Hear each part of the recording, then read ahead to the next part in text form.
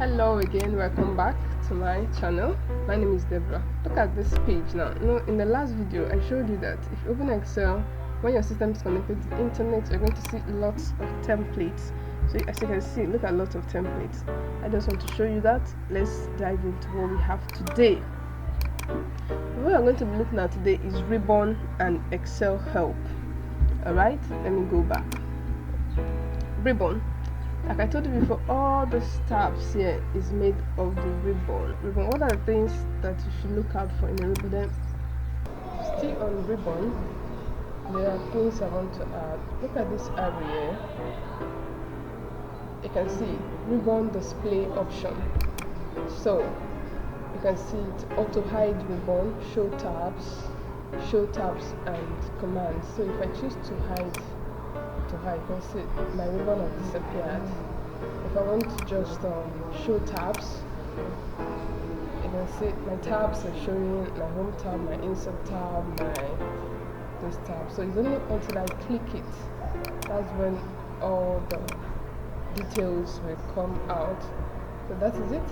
How about if I want to show both tabs and commands at the same time, just like what we have before, or just show it. I like working like this because I'm not good yet in Excel. I like seeing the interface of the ribbon. So that is it about ribbon. So another thing I want to mention too is, look at this, Microsoft Excel Hub. So it's either you click your F1, this is the shortcut key, or you just click this question mark.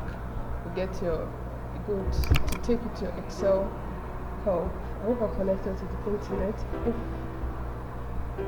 Okay, I'm connected, but I don't think it will be fast. Let's minimize. So I've shown you that before. I just want to show you that. Okay, yeah, it has opened. That is it. Yeah. Another way you can also access Excel Hub is you can click this area. Once it's opening, it's taking time.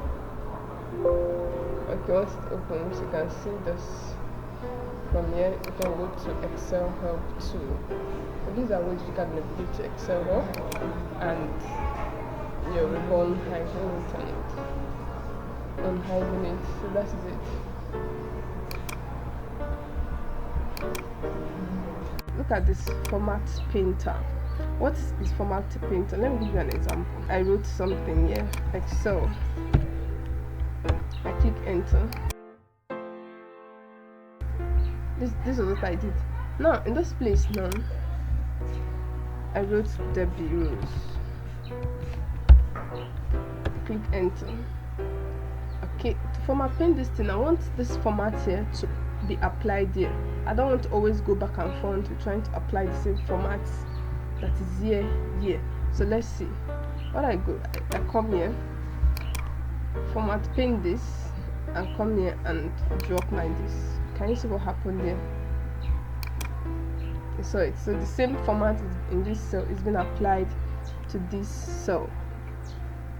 So that is it for format painter. And any format that is in a particular cell that I want to copy to the next cell, all you need to do is to use the format painter. Let's look at merge and center. This is a very interesting thing. Merge and center. Let's say you have, I want to delete this.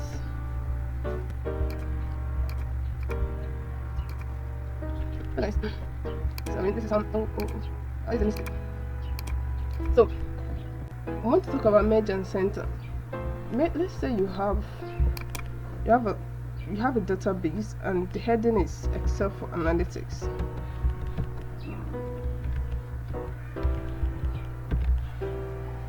Now I want this, maybe you have your dates, maybe you have your name, maybe you have your email. Now I want this Excel for Analytics to be at the center. What do?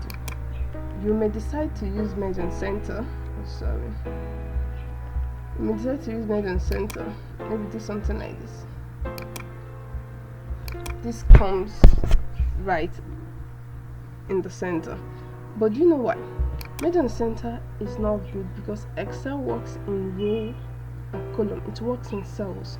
Now, what merge and center has done is it's brought this in center, but this is actually okay.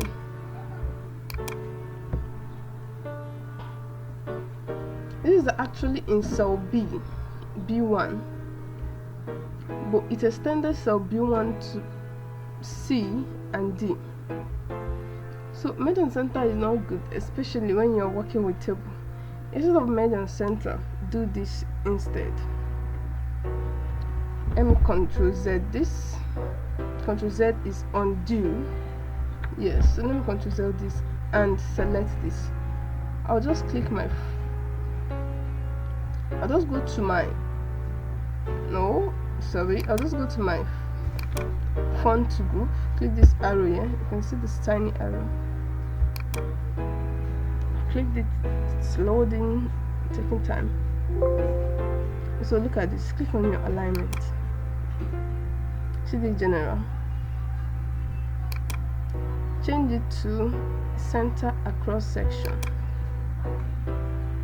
Just come here and click OK.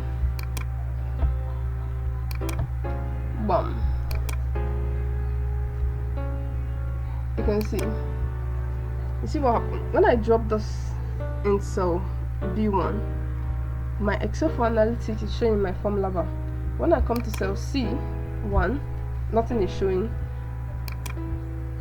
So this actually keeps this text in cell B1, and cell C and D remains empty, unlike in your merge and center. So instead of using merge and center, don't use it. Don't use it because it's going to distort further analysis in Excel. So this is basically what you should take note of.